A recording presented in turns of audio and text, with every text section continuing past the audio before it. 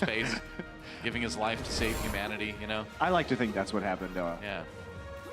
Winston, though, secretly raising an army. He seems like he's a good guy, but I don't know. I don't trust that guy. Speaking of which, why did they let Winston run Overwatch? Isn't he some sort of like moon fugitive from this? That's true. Well, technically, all of Overwatch is sort of. You know, well, now they are. But I don't. Is he running it? I have no idea though. What I don't know about how it works. 76? I don't know how it works. I'm getting too old to do this. I'm gonna put the gorilla in charge. He was never very good at delegating responsibilities. I guess not. Good luck, gorilla.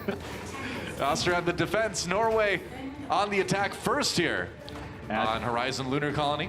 Yeah, and Horizon, going back to the triple DPS that we saw so frequently on this map in the Overwatch League. Yeah. Idea here is that, you know, Sombra, even before a lot of her permanent invisibility changes, still valuable because you can get onto the flank, you can get around and threaten that back cap. And that forces Austria to, or it forces Eclipse to kill IPN. Wow, that is something you don't see every day, but Eclipse continues to impress me more and more with this Ana. Onigod is in space right now, waiting for this opportunity. So it's all about pushing the high ground defense down. You don't want them to sit there with the Orisa and the Junkrat on the high ground. So you need to get them down, and usually it's the D.Va's job to come down, but if they get 2 DPS, D.Va can get demeched, gets a little hairier. Oh. Tracer has the ability. Oh, that's another sleep dart on the Tracer. Onigod down. Steven managed to find that one, kills on both sides, but just another insane play from Eclipse. I mean, you could see Norway is very mad at Eclipse. That entire play was about killing Eclipse. Yeah. That everybody targeted him first. They know what a danger this guy is. And now Norway can wait. They have the respawn advantage. Wait for Onigod to come back. Wait for Track to come back in their main tank. Then they can jump on the point to 6 versus 4. They just have to be a little bit worried about this Riptire. This Eclipse certainly dimming the chances of Norway escaping from the stage. Very, very nicely said. Very nicely said. Saving that one for a while. All right, well, meanwhile, Riptire comes in. Norway split up a little bit. We'll see who Steven manages to find at this one. That was a good use of Infrasight and the Riptire. Oh, we got 2. Yeah, it gets 2 as well. After all that. So the Infrasight delayed Norway's attack, and that bought Austria time to get all their players back over toward the point. They'll be able to set up again. Watt7 did switch to the Winston, so they can't do the same style of defense that they were going with before. Yep. Austria looking solid on the defense right now. Norway scrambling yet again. I mean, they're just looking, they're just looking a little bit scattered. They're looking a bit indecisive. Yeah, and Norway isn't out of this yet either. They don't have to win 4-0 for them to get a shot here at the top 2. Mr. Dragon Ball down. It goes to sleep on the Decod for the moment. IPN, though, in a lot of trouble. Oh, they got Mini-Me too. Decod just coming in and taking things into his own paws. It looks like Austria, though, gets a couple kills in return, but they finally slay the raid boss that Eclipse has become. And Norway looks like they're in position to finally take point A. Yeah, a lot of time lost, though. They're going to cap this with a little over 3 minutes used and 1 minute remaining. Yeah. You know, some of that climbing wall is really dangerous. You know, someone who does climbing, like having holes right over a stairway, I don't know about that. They're gorillas. They don't fall. It's fine. I guess. But then do they even need the holes? Hey, please, no, don't trample the hydro. Oh, well. Who's watering that? There goes our salad for lunch. You know, this must have been right after whatever crisis happened, because those plants are awfully small right now. I guess so. I think the PvP takes place outside of the regular timeline. Mini-Me down again. He's outside of every timeline right now. Tricky gets one early for Norway. Meanwhile, Track has the Dragon Blade available if he wants to use it. Watt7's going to receive the Nano Boost, and that's going to be used to help him tickle down Tricky before he dies to the self-destruct. Watt7 with another one on Onigod. Now the blade comes up. Track trying to turn it around, but they already lost a few members. Looks like it doesn't matter. Steven and Eclipse taken out, and he's going to get Watt7 on the way. Nice reflect into Mini-Me to finish off that one. And Norway, as much as they struggled on A, they may just roll over point B here. We're seeing the delay heroes coming out now. They're on to the Tracers, trying to get there as fast as possible. Onigod is now on the Soldier 76 on the high ground. On so much damage coming in that you can't really do much about. IPN pops the Transcendence. They're going to get it. They knock Watt7 off the point enough. And at the end of the day, that's still a pretty good time for Norway on attack. Yeah, they may have had a slow point A, but a rapid point B will make up for that. 3:59 remaining on the clock. That's really good. Yeah, about 50% of the total time, so a little bit less. by 1 second. Now Austria will have to fight back. Norway, I think they saw what happened yesterday when Austria picked that Hanamura. Yeah. Decided, probably not going to go with that one. We'll see if they are going to be effective on a different style of assault map. And now we will put that to the test as Austria tries to make it through both points on Horizon. Oh, look. Boil them, mash them, stick them in a stew. Got the potatoes. That's right. What's taters, precious? There you go. So that's what's growing there. Now we know. Well, that's great because they stopped mid-harvest. I guess so. Wow, just leaving mid-harvest, leaving all those potatoes and some bananas there as well, I guess. Those are to placate the gorillas. I guess so. I mean, it didn't work. No, it didn't. Well, they're still on the tree. That's the thing. You got to take them off the tree and give them to goes. What's back there? It's a greenhouse. Welcome to Jurassic Park. That's where they have the hyper-intelligent dinosaurs. Yeah, where are those? Because we can't have enough irresponsible science on this space station. First the hamsters and the gorillas. You bred raptors? How dare you, man? I don't know if I'm rooting for humanity at this point. I'm definitely not. Go Omnics, right? Yeah, go Omnics. I'm all about the Omnics right now. Oh, it's another. I mean, honestly, if I was an Omnic, I'd be like, these people can't be trusted with science. Look at what they're doing. I know. My God was like, did you hear what they did with those gorillas? They made hyper intelligent animals and then experimented on them cruelly, and then also made sentient AI. Yeah. You probably shouldn't do these things. Yeah, not a great idea, humanity. I don't know. Maybe it's not such a hopeful future after all. Ooh, Decod waiting, trying to get the drop on his enemies. Comes in with the knock-up. Everybody retreating into the room, though, so not a lot of follow-up off that one, but I like the idea, though. I like the plan. Let's see if this wrecking ball pans out, though. They've rotated all the way back over to the side of the point right now, so that means Decod's going to have to start getting some more hits here. Going to get a nice knock-up. Not a lot of damage, though, but the anti-heal, that'll do it. It is enough. Going through again, getting the knockback with the full speed on that one. He needs more shielding than this. Gets it in the end. He's got his ult already, too. Man, Decod, after rolling through everybody like that, you get so much ult charge. And you notice, too, another thing you do, when you ground pound with Wrecking Ball, you move forward a little bit. So you can use that to get a little bit of extra defense in that situation. Make sure you land those knockups. Yeah, indeed. And really, that was powered by Aiko's biotic grenade on the Ana. Yeah. If they don't hit that, that may have been an issue. Decod just going to be hanging out. Chilling from the ceiling. That's right, here we go again. Waiting for it. Oh, he gets hooked right before he lands. I don't believe that actually got the knockup. He does drop the ultimate. He was planning on using the combo. Could be in a little bit of trouble now as Austria pops the coalescence. Track pulls out the blade. He's going in by himself. Gets one already and Tricky with the follow-up. Where's that Moira? The fade brings her out, but it doesn't matter. Norway able to win this fight in style.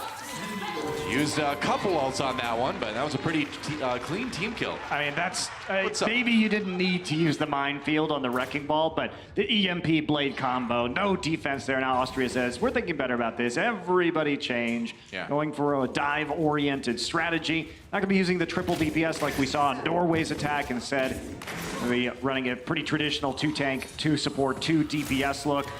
Decod hiding now. I wonder who you nano boost on this Norway roster. Oh, it's not an obvious... Genji, probably? Yeah, I guess. There's not really an obvious target, especially if you don't have a Dragon Blade up. All right, big knockup, but again, not much follow-up.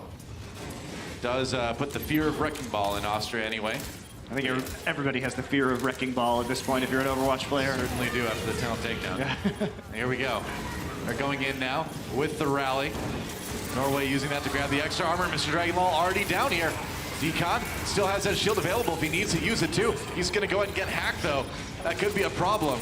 Still has a lot of health remaining though, and it looks like it's going to be another one fight for Norway.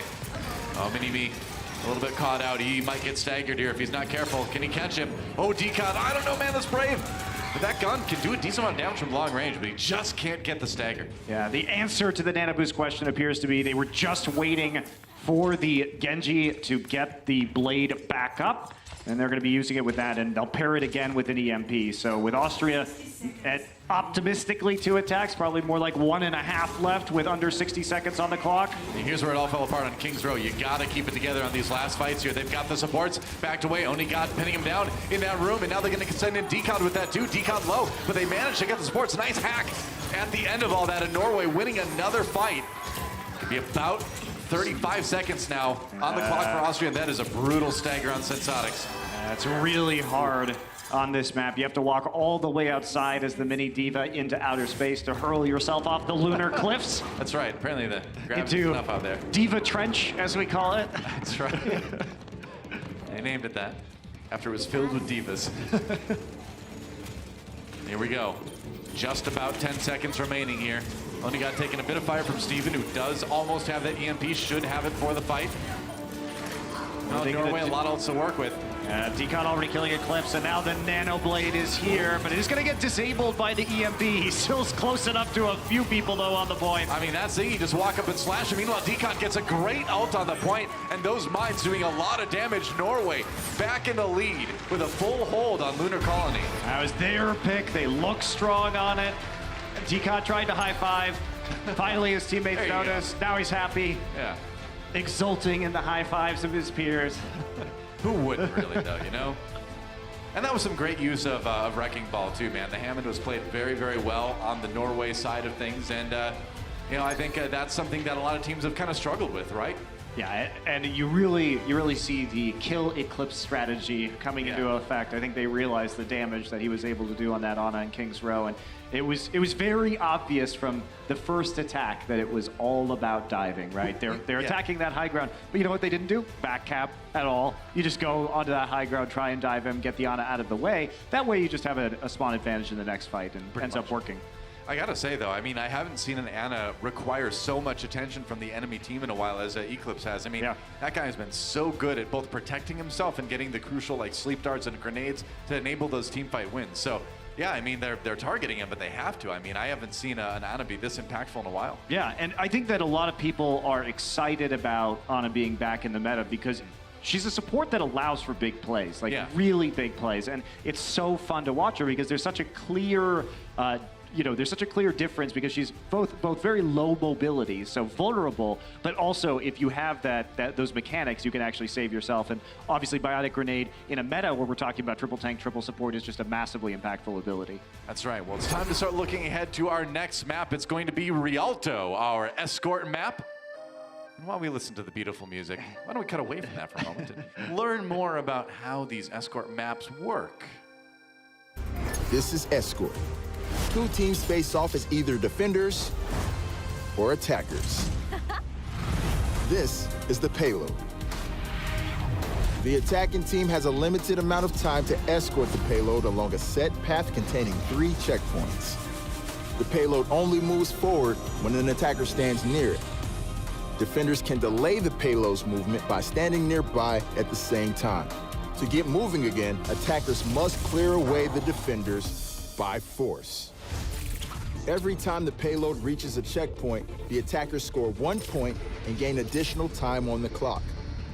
If even one attacker is near the payload when the clock runs out, the game enters overtime. This extends play indefinitely until the attackers are either cleared off the payload or they gain more time by reaching a checkpoint. The round ends when the payload reaches the destination or when time runs out. Teams switch sides each round. Whichever team scores the most points and escorts the payload farthest wins. Welcome to Rialto. Ah, yes, I remember my time in Venice, looking at the beautiful art, dining, having breakfast in the Piazza del San Marco. Getting taken around the city by Omnic gondoliers. They have beautiful digital voices. They can sing anything. It's kind of like a mobile karaoke machine, actually. Although karaoke machines don't sing. That's what you're supposed to do. Yeah. I got that backwards. Like a reverse karaoke machine. Right. Quote, 2018. What are singers other than reverse karaoke machines, really? You make the best analogies. Nailed it. No! Oh, man. Those boats are going to crash into somebody. I mean, it's very irresponsible. They scream in pain. Those Omnics the humanity. Those Omnics took the jobs of the people of Venice, you know, so. I guess so. That's a good point. But the fact that, it hasn't flooded yet is pretty impressive. Tricky's going to have a little bit of a hard time, actually, getting back for this defense.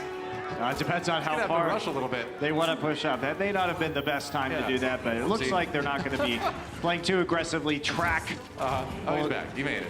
Grabbing the Farah once again to start off, and yeah, he'll make it back because they're not going for some of those bridge defenses that we've seen. That was going to kill Mini-Me right away with a Gusset Blast. And are they going to walk up on this? Because they may not get a lot of value out of that kill unless Track also kills Eclipse, which that's another one. I think they're doing okay now. Up. Okay, then. Somebody was not prepared for the Farah. We'll see what Austria does to adapt to this. Track's been pretty impressive this weekend. Sure has, yeah. In terms of his flexibility, but his DPS play, I think, has been noteworthy. And he's already almost at that barrage. Decon also looking pretty good. Yeah, you gotta watch out, though. If you get hit with that sleep dart, you're gonna fall into a canal and drown. Either way, they're kind of dirty. It's gross. Track, though, waiting. Got the barrage ready to go. The D.Va flying up with that charge out of the way. Yeah, that's right. You can just drop the barrage, man.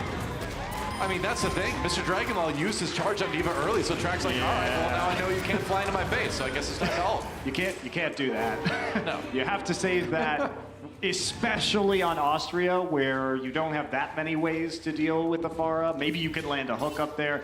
Maybe Eclipse can deal enough damage, but that's definitely not the play right there. Yeah. But Mr. Dragon has had a big burden on his shoulders. We saw earlier the stat. He's played 13, I believe, different heroes now. It's quite a tall order for one player. Definitely had to be the Swiss Army knife for this team. Or Austrian Army knife, I guess, in this case. Another big fight for Norway. Man, grab into everybody's dead, and man. Not much to say. Nano Boost, Decon into the Graviton. Surge Norway rationing their ultimates well. And I don't know. Rialto's a map that this first point can be just so difficult to attack through if you've already lost. I mean, you have to just run the gauntlet of these Farah shots right now. Speed boost your way over. Check your corners! Oh, no! They didn't check their corners! Econ taking Mr. Dragonlaw for a ride. Time to get out of the mech. And that is going to be another dominant team fight. Man, this is obscene right now.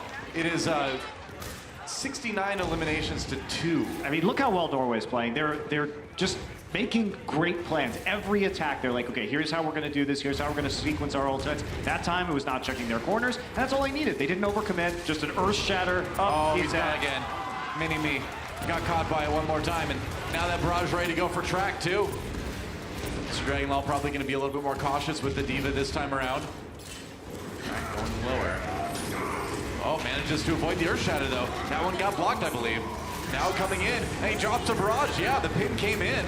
That pushed the D.Va away, I believe. Yeah, the D.Va a little bit separated. Now trying to charge in, but it's over. Somehow Track lives, and there goes WOT7, hammered down by Decod.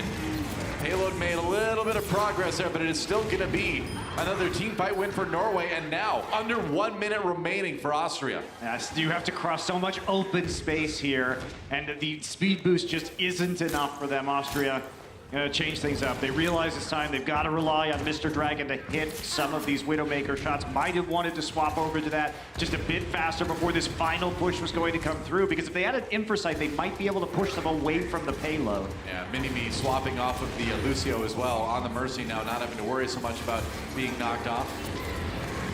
That bridge, a dangerous place to cross. All right, Track, remember, he doesn't have the healing. Well, I guess he does have the healing from Mercy. Never mind. He's good. Everybody trying to get through the building right now. Mr. Dragonlaw was slept here, so they're having to wait. Grab comes in. Is he going to use it? Yeah, go ahead and use that barrage, man. He waited for the defensive matrix to be used for a while, and he knew there wasn't much charge remaining, and that's just great fair play from Track. Yeah, why not? Give him the nano boost. He deserves it. This is a Farah clinic from Track. His timing has been really good. He knows the openings. He's working with his teammates around the cooldown. That was a lot of really subtly good stuff for Track, and dominant defense by Norway. And not only having the mechanical accuracy, but you can really see the game knowledge coming through there, and also the information he's being fed by his teammates regarding those critical cooldowns. They look really comfortable playing with Afara. Yeah, King's Row was rough for Norway, but they are charging back here in the second round. Lunar Colony looking great, and now on Rialto, barely having to push his payload at all to secure the win 3-1. And if they do that, I believe they are still in it. Yeah, they are still in it if they get 3-1. Obviously, it depends on how their second match goes today, how some of the matches with USA and Canada go, but they are not definitely out of the top two. But they do have to win here. Austria to tie up this series, though, needs to have a pretty epic full hold, which, you know, can happen on Rialto. This is one of those maps where it's a great map, but point A can be tricky for the attacker. I mean, it's less than 50% of the way through point A, though, and what that means is, you know, Austria now has to go for basically just spawn camping them. There's not a lot of other ways you can do this. There's sort of two philosophies I think you could pick here if you're Austria. You're either going to go with the 3-3 and spawn camp them, or you are going to rely on Mr. Dragon's Widowmaker and just hope that he hits every single shot. You can't lose a fight here. Yeah, basically. If you're Austria, yeah. Maybe you can lose one, but that's really optimistic. They're going to go for Bastion. Wow. All right, so something entirely different. It will be Bastion, Torbjorn, Orisa. Hey man, all we're They're missing doing is this now. Is this competitive, Q? This looks like this is the World Cup. So Plat strats coming through. Hey man, you can cheese them. Sometimes the cheese must flow. As they say. And speaking of the cheese flowing, we may have Onigod here on the Bastion as well. No, okay, they are going to switch to full dive. All right, yeah. I mean, if you're going up against this kind of thing too, probably going to want to dive in there, rotate around the side. I think they know what they're up against. There's Reflect to keep the team safe. And now what do you do? Well, they're up top. You drag people down. Yeah, they're not going to move the payload yet, so they're just waiting right now for the dive onto the high ground. Are they going for it? Mr. Dragon? There goes Steven. Yeah, it is certainly over, man. Austria tried to cheese him, but Norway is having none of it, man. That payload will be undeterred, and hey, they gave it a shot. They did give it a shot, and I really like what Norway did. They just don't move the payload. They set up around the side. No need to put people on that. Instead, they hide their Ana in the corner, not actually moving that payload. Now we're going to have to see. Actually, Steven comes back and gets Onigod, who was too far forward. Track and Onigod went ahead to try to delay Austria from getting to the point, but they didn't expect the Doomfist to be there. Tricky gets Steven, though. Meanwhile, IPN trying to keep the rest of his team alive. Here comes a Wrecking Ball, too. Austria changing things up completely for a desperation hold, and they may get it if they can keep this going. That was a bio grenade that got eaten, I believe, though. Another Wrecking Ball coming in again. Eclipse getting very, very low. There goes 1-7. There goes Eclipse. And with the self-destruct coming in, no defense for that one. And that is the end of the game, the end of the match. And Norway will take it 3-1. They do, and they keep their hopes alive of heading to BlizzCon with that 3-1 victory. Will require a big win later today, but for now, they are looking all right. Yeah, I mean, I think you can chalk Kings Row up to being kind of an off map for those guys. They just didn't seem in sync, but the other three maps in the series, Norway looked very good. Yeah, I agree. They look so much clearer. I'm not sure exactly what the breakdown in communication on Kings Row was, but Austria really had a good hold right there, and we saw some individual skill as Eclipse is going to be lifted on the shoulder of Decod. Decod's like, you're pretty good, Anna. You're coming with me. I'm going to play in my ranked games from now on. I'm taking you to NA contenders. That's true. Hey, why not, man? I think after the performance he put in, he certainly deserves a spot on some team. Yeah, really, really good stuff. Yeah. That's one of the cool things about World Cup. You get to see all these players you don't normally get to see, and there's definitely some diamonds in the rough out there. I mean, we're seeing a lot of them in this match right now. Eclipse certainly the most prominent one in my mind. Yeah, totally agree with you, Don. No support bias there at all, of course. but hey, he played a really good Ana, so you give me that one, right? Yeah, absolutely did. And we've got Puckett down with Decod for a post-game interview. Thank you so much, guys. Give it up for Decod in the beard. Yes. Strong play coming out of Norway tonight. But before we talk about the games, talk to me a little bit about this relationship you have with Austria, because that was nothing but hugs after the game. Well, we always look to the weaker teams. Like, we all see Canada, USA, as the strongest teams. But every team out of those two, we try to build a relationship with them, We try to be like, oh, we're here, we're playing, we have fun, And then we get to play on stage, and everyone enjoys it, so it's a big camaraderie. I love it. I love it. That's the best part of the World Cup here. So let's talk a little bit about your gameplay, because you showed us the Reinhardt, you showed us the Winston, all the main tanks were brought out today. What was your favorite game that you played, and did you have a favorite moment in this match against Austria? My favorite moment was defense on Horizon, and I played Hammond. The Hammond! Give it up for the Hammond! Well, we know with this win, you guys are still alive. You're still in the hunt for a spot at BlizzCon. That would require, though, a big upset over USA later today. What can you guys do to pull off that win? Ooh, that's a tough question. We gotta dig deep. We gotta find ourselves there, and we gotta hope that Canada also outperforms USA. You looking forward to battling against Muma? What is it? Are you looking forward to playing against Muma on that main tank? Yeah, I'm looking forward to play against Muma.